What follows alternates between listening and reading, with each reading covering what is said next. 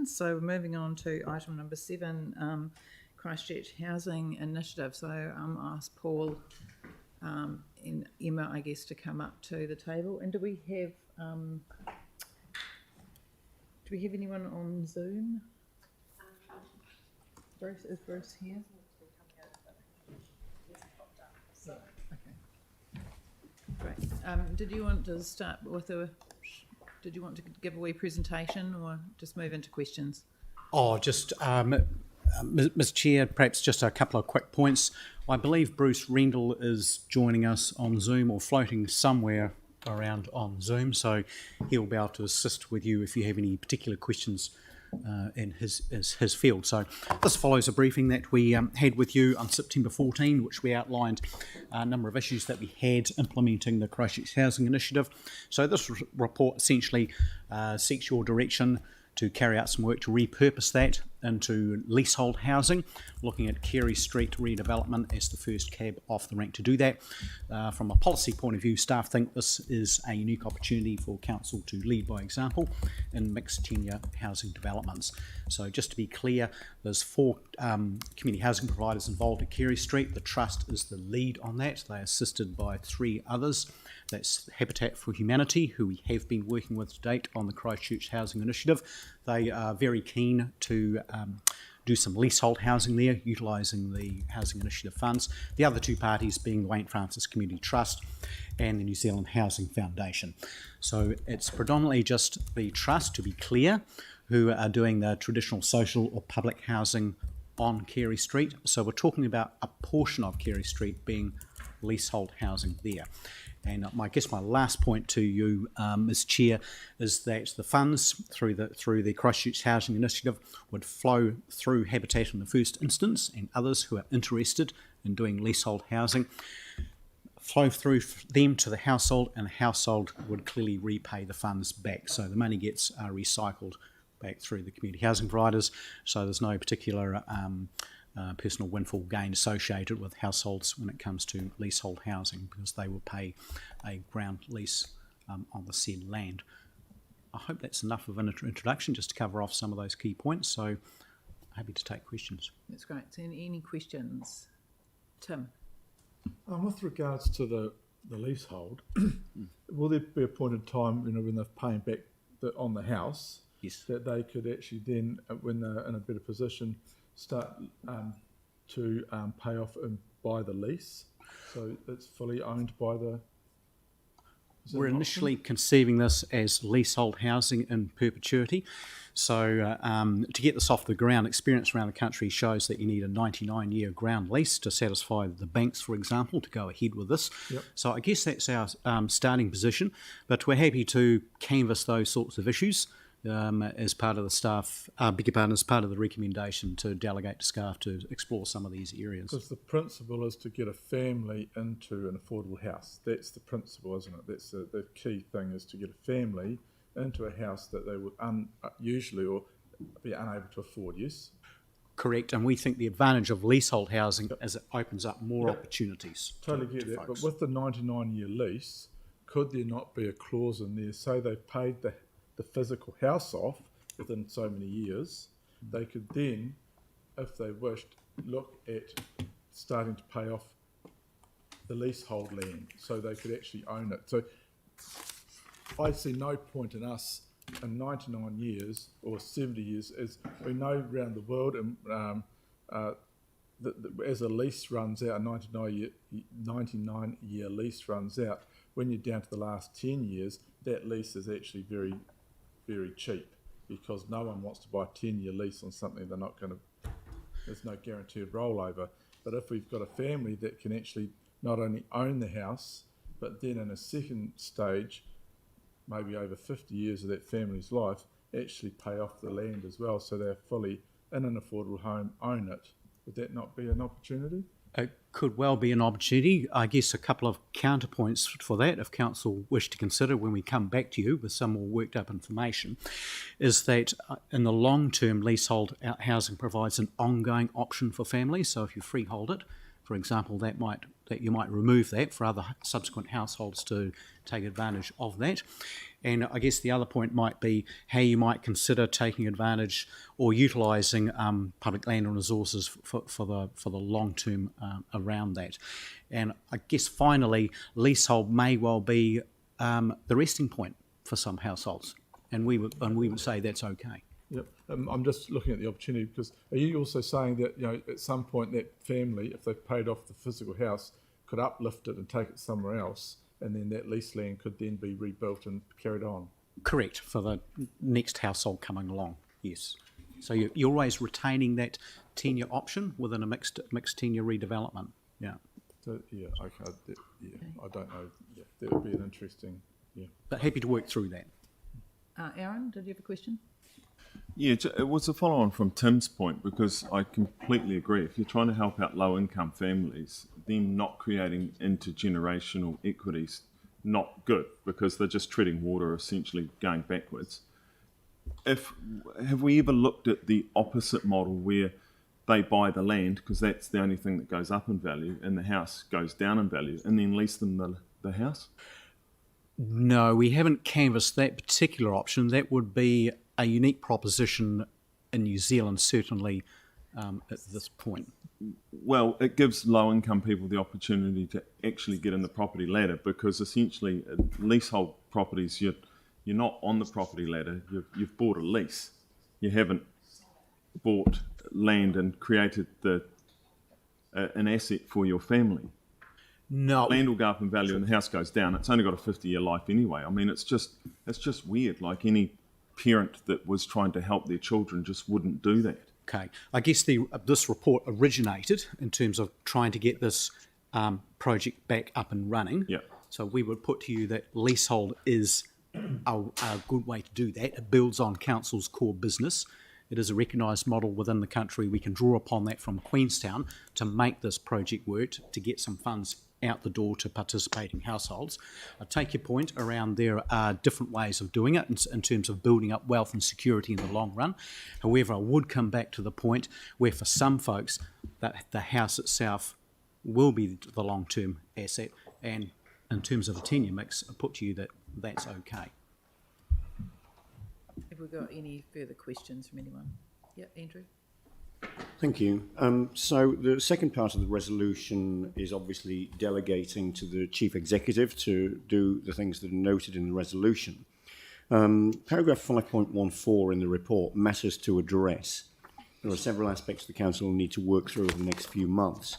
So what of this results in a report back to Council on the exercise of the Chief Executive's delegations, and what of it leads to further Council decision making? So those bullet points in 5.14, is all of that intended to be achieved under the delegation that we're giving to the Chief Executive today, assuming this passes, or the confirmation of the concept plan, 10-year mixed development timeframes data, is that subject to further Council decision making once we've got those details in front of us? Yes, correct, Councillor. So we're seeking delegation to address those matters and then report back to you on them. So the report back for information, or the report back for further decision making by this Council? For further decision making, Okay. as we work our way through those issues. So all of those matters in 5.14, confirming the chips, working out the subdivisions and titling, identifying subdivision costs and their impact, confirming the overall plan, 10-year mixed and development timeframes, and confirming the MHUD agreement. Yes. All of those things require Council decisions in a further paper. Correct, yes. Certainly, at the very least, updating the MHUD agreement with the Crown most certainly would, yes. Okay. So in order to progress that, we need your approval today before we start formally updating the funding agreement with the Crown. I guess they're waiting upon a decision today. Okay, that's fine. Thank you. Yeah. Beg your pardon, Ms Chair. If Bruce Rendell is floating around on Zoom, I haven't seen him. He would perhaps draw your attention if he wants to say anything at this point. Did you want to say anything, Bruce?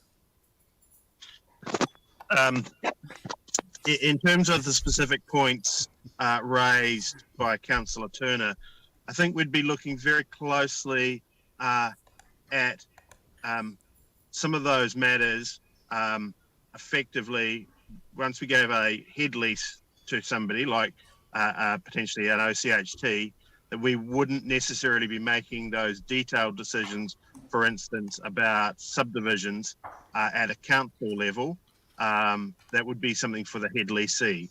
So I just wouldn't want to raise expectations that we'd be coming back for some of that detail if it was a head lease situation run by OCHT. And I just also point out for some of the earlier comments, the aim of this program is to home people, to put people in warm, dry houses. It's not to build wealth. And I'm not sure that it's council's role to use ratepayer and taxpayer money to build wealth. But where we do play a role is in ensuring that people are safe, warm and dry. So the intent of the program is on those things. And I like the wording that Queenstown Lakes Housing Trust used. This is about a nest, not a nest egg. So I think certainly for Councillor Hewen, that's a consideration here. We're not trying to build wealth. Okay, thanks. No, hang on, thanks, Bruce. So, I've got a question from Sarah and then Celeste next. Hi, thanks. Shush. Thanks, Paul. Now we've had several other, I guess, runs at this, a pot of money with a couple of things that we thought might be good ideas that were a bit unique, but never ended up getting off the ground, and trying them out ended up costing us some money and quite a lot of time in getting started. With this being a proven model, does it mean that we can get started pretty much straight away and not put things at risk going forward? Yes, that's certainly, that's why we're coming to you with this proposition. So it builds on the work that Queenstown Lakes Community Housing Trust have done down there. So we do have a model in New Zealand. I guess the short story is that it's difficult in New Zealand doing things of, I guess, a bespoke model nature around tackling the housing crisis. So that, I guess, has been our difficulty. So we think leasehold can build on a model and draw upon council's strengths without overly having to rely on, I guess, bespoke clauses at the whims of the banking or finance. Leasehold's pretty standard internationally. Yes. Yeah, thanks. And the paper areas that we would need to do some more work on, and we'd envisage, coming back and getting that. Yeah. Thanks, Emma. I've just got a question about the target market.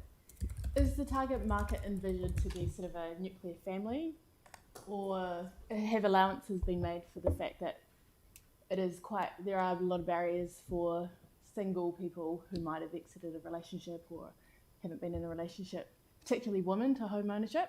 And my understanding is a lot of these models are predicated on like a nuclear family, but actually we've got a bit of a gap in the market there, in that there are significantly more barriers for single people and women to home ownership.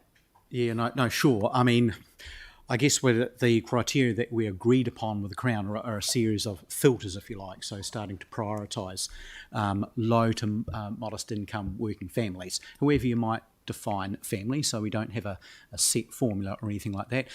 It can include like a second chance family, if you think about like that, who may have owned homes before, but for whatever reason, so separation or what have you, had lost that home. So by no means that doesn't exclude other groups, but it's just a way of filtering or prioritising access to the scheme that we originally agreed with the Crown. And if I can just add, we're trying to work with other providers in the market, and Paul may have already mentioned that we met with a number of those, plus Tuahiwi, Ngaitahu and Rata last week. And we're trying to get some momentum for keeping this not just as a one-off, but an ongoing program. So future developments could target different typologies, but certainly for this one, it's aimed at 2 and 3 bedroom houses, and potentially, depending on the final mix, some 4 bedroom houses for families. the future ones may be 1 or 2 bedrooms, affordable product as well. So don't look at this just as a one-shot case. We are trying to develop it as an ongoing program. So just a quick follow-up. So is there scope to broaden that criteria now, or is it like? No, there are a series of filters, so we can have that a bit of a discussion with the Crown, if you like, when we're revising our funding agreement with them, just to add another couple of layers to that mix. So if you're talking about single-parent families or something like that. Yeah, because I'm just aware of schemes existing and that currently people who might be, actually just an older single woman, for instance, Yep. they don't fit into any criteria on any scheme. So there is, a really big gap in that area. Sure. That probably needs to be addressed now rather than pushed down the road, I think, from the feedback I've had from people looking at home ownership. Even people without kids. Sure. Yeah, that's good feedback, and we can certainly consider that and think about the who it's targeted at. Part of the families was sort of around prioritisation, but we can have a look at that in the new funding agreement and think, what other opportunities there may be. Yes, Pauline. Yeah. Just following up on that, the housing providers and MSD probably would have quite strong data on where the highest needs are. Is that correct? Or is it like it always shifting sands? Or Yeah, I guess the best source of information on that would be, say, the government's progressive home ownership program and the types of households and families they're seeking to target around that. Yeah, so we can talk to the Crown and start to draw upon that work as well. because I know when the government first started doing the social housing in the 30s, it was families, and more lately it's been focused on, I think it's fair to say, 1 bedrooms. But I think Councillor Donovan's right. We need to be aware of what type of housing we're building for who at the right time. No, absolutely. I would point out that the Carey Street redevelopment envisages a mix of 1, 2 and 3 bedroom ones. Bruce, are you there? Predominantly 2 and 3 bedders. I'm not sure if the Trust are doing any 1 bedders on that site. I believe that they're focused on the family-orientated ones, 2 and up. But there's certainly 1 bedders in the social housing space are going in other locations. As I say, we can certainly look at 1 bedders in the affordable housing space as part of our ongoing work program. Beg your pardon, Ms Chair, should have gone through you for Bruce there. That's fine. Yeah. Does anyone else have any questions? Just one more. Okay, I'll allow you one more time. Thank you, Chair, Madam Chair. With regards, you mentioned before about the Headley C, and perhaps that might be OCT or whatever it is. In the future, just to streamline things, would we be better? And I know I've asked this question of you before, but didn't quite, forgive me, understand the answer. So our housing trust, which we've set up to kind of lead, which is absolutely, it does a great job, can't actually lead on the leasehold because they're not accredited. Is that correct? What I can say, and Bruce will probably want to come in here through you, Ms Chair, is that the Trust are currently seeking to be accredited as a progressive home ownership provider under the government scheme. So that's the track they're wanting to go down. 2 of the other community housing providers involved in the Carey Street program, that's Habitat and the Housing Foundation, they're already accredited. Okay, so that gives some assurance in terms of how public money is being spent, and in terms of us, in terms of administering the funds. We know, pretty sure that the Trust will be keen to take part in progressive home ownership schemes, potentially including leasehold as well. So, Bruce, did you have anything to add to that?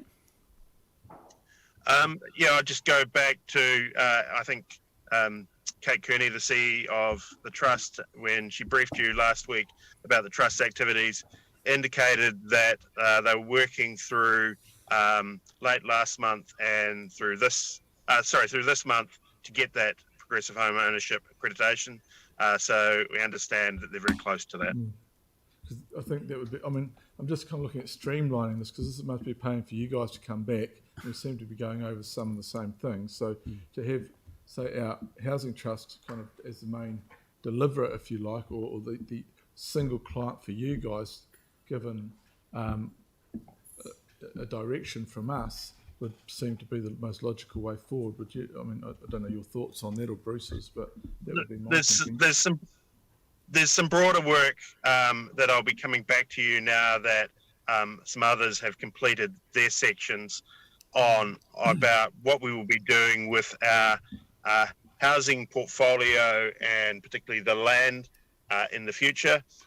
So that work will occur over the next 2 months. I'll be doing the writing, so it's likely to be coming to you early in the new calendar year.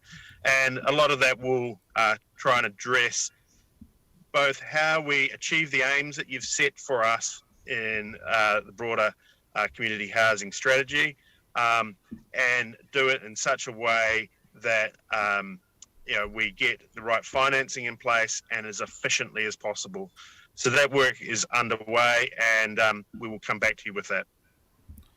So, so that work will be also giving some information on our own housing trust that could actually lead that on our behalf. Absolutely, yes. Right. Thank you. Yeah, Cheers. we're certainly very keen to streamline the process based on the experience we've had, and make sure that in terms of resourcing it's most efficient. We also want to look at the various the community housing providers that can meet that need. So it'll be taking both those into consideration, who we can partner with, how we can ensure that we can actually achieve some streamlines and efficiencies in delivering this program. Okay. Right, if there's no more questions, do I have a mover for the recommendations? Sarah, do we have a seconder? Andrew? So I'll move into debate. Does anyone want to debate? Yep, Sam. Just really briefly, I'll just ask that you put 2 separately when we go to vote on it, please. The whole of 2? Yeah, all of 2. Yeah, I mean, ultimately, we've been going around in circles on this for years, and if we think we're making housing affordable, we've seen house prices move rapidly over the last couple of years, so I'm not convinced this will help. I kind of get worried that this stuff gets lost in the machine, and time again, we spend more staff time on it than actually getting an outcome, so I just can't support it again. I think we gave them a chance with a different program and it didn't work, so we should just be upfront and say it didn't, and look at other ways we can address housing, whether it's focusing more on our resource consents or working more with OCHT. So I don't support it in this respect. Sarah? Thanks. Yeah, happy to move this today. I think that we did try something that was a bit new and innovative before, and it wasn't able to work. But I think that moving to a proven method of making housing more affordable for residents in our city is crucial at a time like this, when housing has been skyrocketing and that people are finding it really hard to get into first homes. Council signed off its community housing strategy, which looks at the continuum of housing, not just social housing, within this term, and I'm pretty sure we all voted for that. And this is part of that, to try and make housing more affordable, not just do social housing. So I'm really pleased to be able to move this today. Great, thanks, Sarah. Anyone else? Andrew? Thank you. Yeah, we have, and I'll quote, been going around in circles for years on this, or more to the point, we, along with our staff, have been trying to address and contribute positively to housing affordability for people in the city that would benefit from that. We've got a paper in front of us today, and we've got a positive decision that we can make today to contribute in that space, and that's the reason that I support this as a way forward. With this as a model, we finally begin to realise some benefit from this funding, and from the significant amount of work that staff have done on this over a number of years. Housing affordability is increasingly an issue in Christchurch. It's probably more of an issue now than when the funding was originally secured and the early decisions were made. And what we've got in front of us is one way that council can work with other very capable providers in this space to achieve good home affordability outcomes, and to do that now relatively quickly. So leasehold is a form of property ownership. It's a form of home ownership. It's a different interest in the property than traditional freehold ownership, but it brings about many of the same positive benefits and many of the same social outcomes: security of tenure, long-term ownership, a legal interest in the property that's got value that can be sold or passed on, the ability for a resident to live securely in the property long-term without fear of having to move out against their wishes, to be part of a community, to live in the same neighbourhood, to live in the same house for as many years as they choose to be there long-term. So it's a huge improvement for families that are currently in a renting situation where there's very little security of tenure and a constant fear of rents increasing. So I'm hopeful that this will bring about some immediate benefit in terms of getting families into secure, affordable homes, and that it will result in ongoing benefits not only to those people, but beyond the tenure of the first people to live in these houses under these schemes. This is well aligned with council policies and strategies on housing. It's going to deliver positive outcomes for families who will benefit from the affordable housing that it creates, and more to the point, it'll deliver that outcome relatively quickly. So I'm very supportive of this today. Thank you. Tim. Thank you. Look, I will be supporting this today, and I am, and I'm sure staff are as well, very frustrated that it's just taken a long time, because in New Zealand, when you mention leasehold, it's kind of a shudder, which it shouldn't be, because leasehold has actually been around in New Zealand for some time. I know it's been in Nelson for decades at the high end of the housing market, which is an odd thing, really. But overseas, it's standard. There should be a amount of confidence with the banks, because the lease owner of the land that is leased is still the council. And I think, so I'm kind of surprised that they haven't jumped at that. Usually they jump into anything they can make a dollar on. I just am frustrated that it keeps going round. I think I'd be a lot happier if our housing trust was the lead on it, and therefore we wouldn't have to, and you wouldn't, our staff wouldn't have to continually come back to council to go over the same thing. I just want to get it happening and get it moving forward. So I will be supporting it today on that, but I do want to hopefully get some looking at the who's leading it on our behalf, and I think that our housing trust would be the one to do that. Thank you. Thanks, Tim. Anyone else? No? Okay, with that, so we'll move to the recommendation. So we'll do recommendation 1. So all those in favour say aye. Aye. Those against? Abstentions carried, so that's carried. Then resolution 2. So all those in favour say aye. Aye. Against? No. So that's James, Aaron, Sam and Catherine. Abstentions? Yeah. And then carried. So great. You've got your conflict has been noted. Yeah. Okay, thanks. Yeah. Great, thank you. So we'll move on to